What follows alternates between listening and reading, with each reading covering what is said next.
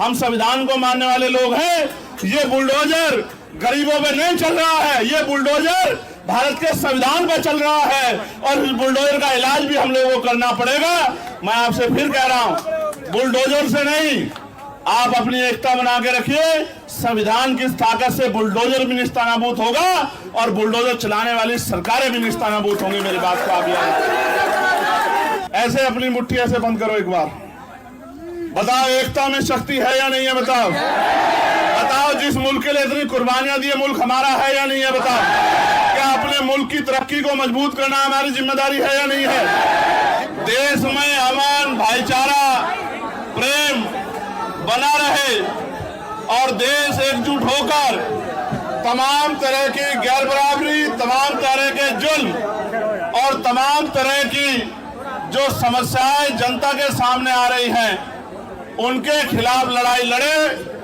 इसलिए आज इस मंच के माध्यम से मैं अपनी बात को स्पष्ट करता हूं कि अगर भारत, क्योंकि बहुधर्मी देश है, अनेक अनेक धर्मों के लोग, अनेक अनेक जातियों के लोग लंबे समय से भारत में रह रहे हैं और इन सब जातियों के लोगों ने, धर्मों के लोगों ने, जब भारत गुलाम था, तमाम तरह से भारत के ऊपर जो हुकूमतें काबिज थी, भाई पीछे को खड़ा हो, पीछे को, जो हुकूमतें काबिज थी, यानी कि अंग्रेजों की सरकारें, उनके खिलाफ मिलकर लड़ाई लड़ी थी। और लड़ाई भी ऐसी नहीं लड़ी कि थाली में सजा के आजादी मिली हो, लड़ाई भी इस तरह लड़ी कि जाने कुर्बान करनी पड़ी। बहुत सारे बड़े पैमाने पे हर सभी धर्मों के लोगों ने बलिदान दिए, तब जाके देश आजाद हुआ।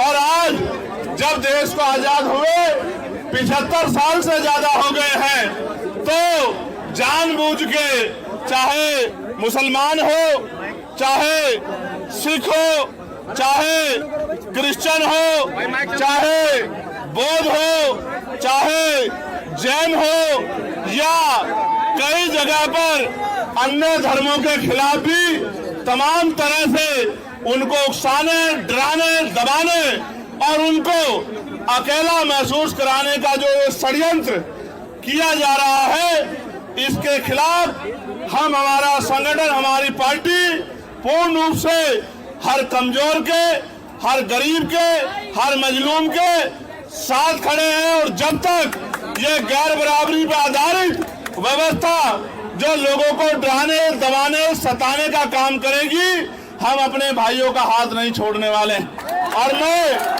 ये भी कहना चाहता हूं अपने भाइयों से भी, आज का कार्यक्रम जब वो रख रहे थे तो मैंने उनसे कहा कि जब आप कार्यक्रम करने जाएंगे तो आपके ऊपर झूठे मुकदमे लगा के जैसे आप सड़क पे आओगे आपको डराने का काम किया जाएगा। इसलिए इस काम की जिम्मेदारी जिन लोगों को, जो सबको अपना भाई बना के एकजुट होकर चलना चाहते हैं, उन भीम आर्मी आजाद समाज पार्टी के लोगों को अपने हाथों में उठानी चाहिए। क्योंकि जब आप वोट मांगने जाते हो तब तो आप सबसे वोट मांगते हो, बड़े बड़े वादे करते हो, और जब चुनाव निकल जाता है और गरीबों पे, कमजोरों पे जुल्म होता है, तो सारी पार्टियों की तरह आप भी इंतजार मत करो कि वो सड़क पे निकल के अपने आप लड़ाई लड़े। अगर आप सड़क पे निकलोगे तो उनके लिए आपको एजेंडा बना के अपना काम करना आसान हो जाएगा। मैं आपको विश्वास दिलाता हूं, आपको पता होगा जिस शख्स ने पैगंबर साहब पे टिप्पणी की थी, उस पे मुकदमा लिखवा के जेल भिजवाने का काम भी हम ही लोगों ने किया। और हमारे लोगों ने गाजियाबाद में आंदोलन किया और अरेस्ट कराने का काम किया।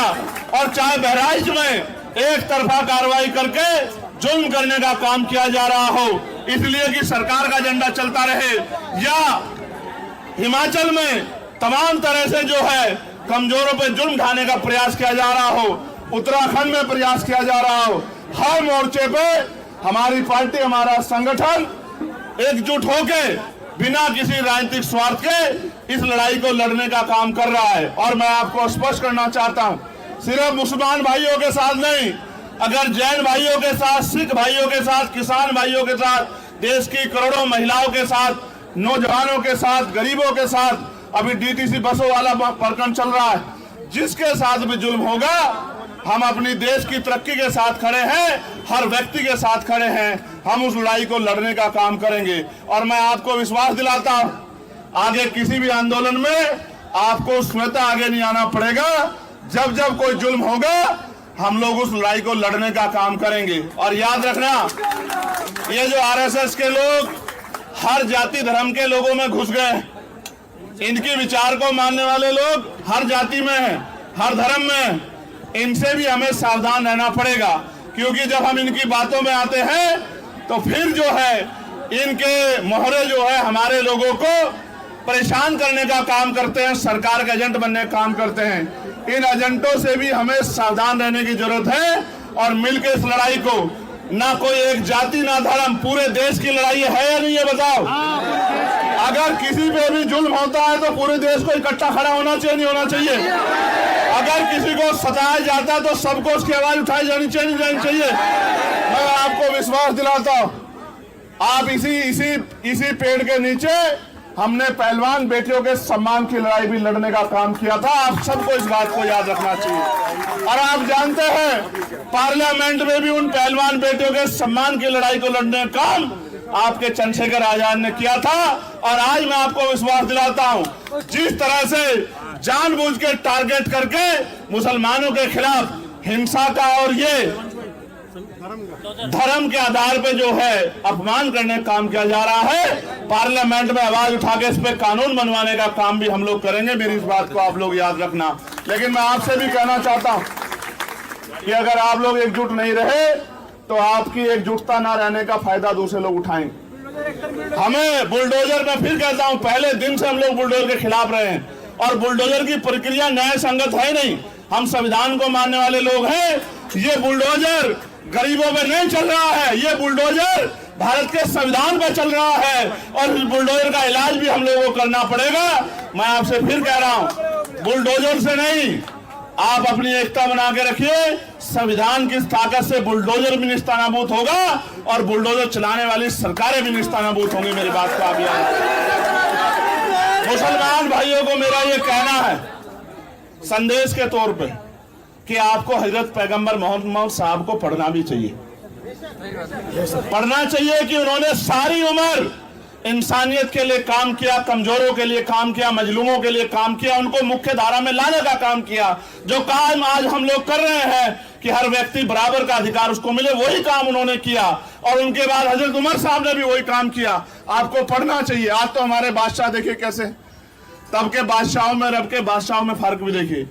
आज तो बादशाह 8,000 करोड़ के हेलीकॉप्टर हवाई जहाज से चलते हैं, वो तो पैदल भी चलते थे तो अपने बराबर वाले का ख्याल रखते थे। तो हमें समझना चाहिए, धर्म से बढ़कर भी इंसानियत के तौर पे भी हमें समझना चाहिए कि हमारे बड़ों ने हमें क्या सिखाया। हम तो अगर हम उनके रास्ते पे चलेंगे तो कोई मुसीबत हम पे पाबंद नहीं होगी। हमें अपने बड़ों को पढ़ना चाहिए। और सभी धर्मों में अच्छे लोग हैं, सभी धर्मों में अच्छे रास्ते दिखाने वाले पीर पैगंबर हुए हैं, महापुरुष हुए हैं। हमें उनको भी पढ़ना चाहिए और देश के संविधान के साथ खड़े होकर संविधान के आधार पर आगे बढ़ना चाहिए। इसी से हमारी तरक्की सुनिश्चित होगी। और आपको मैं कहना चाहता हूं, मॉडर्न एजुकेशन स्वीकार करो, पढ़ो, डॉक्टर बनो, इंजीनियर बनो, वकील बनो, जज बनो, पटवारी बनो, सेक्रेटरी बनो, आईएएस बनो, आईपीएस बनो, सिस्टम का हिस्सा बनो और कुर्सी पे बैठ के अपने लोगों को आगे बढ़ाने का काम करो। इसके अलावा कोई रास्ता तरक्की में नहीं है। आजादी से पहले सरकारी नौकरियों में आपका क्या परसेंटेज था, आज क्या है आप देखो, कमी कहां रह गई। ये मैंने नहीं की है, ये आपको और हमें मिलकर सोचना पड़ेगा कि जब तक हम लोग एजुकेशन को स्वीकार नहीं करेंगे और संविधान के फैसलों के साथ नहीं खड़ोगे तो हमें परेशानियों का सामना करना पड़ेगा। मैं आप सबका धन्यवाद देता हूं और आपको विश्वास दिलाता हूं, तमाम तरह की साजिशों षड्यंत्रों के बावजूद भी, तमाम तरह के रास्ते रोके दब बजाने के बावजूद भी हम लोग आपके साथ खड़े हैं और हर कदम पर आपके साथ खड़े रहेंगे। कभी आपको अकेला नहीं छोड़ेंगे, हर कमजोर के साथ खड़े हैं। बहुत बहुत धन्यवाद। जय भीम, जय भारत, जय संविधान। और ऐसे अपनी मुट्ठी ऐसे बंद करो एक बार, बताओ एकता में शक्ति है या नहीं है? बताओ, बताओ जिस मुल्क के लिए इतनी कुर्बानियां दी, मुल्क हमारा है या नहीं है? बताओ, क्या अपने मुल्क की तरक्की को मजबूत करना हमारी जिम्मेदारी है या नहीं है? जिस मिट्टी को 5 बार सजदा करते हो उस मुल्क का ख्याल रखना हमारी जिम्मेदारी है या नहीं है? तो फिर हमें किसी को सेकुलर होने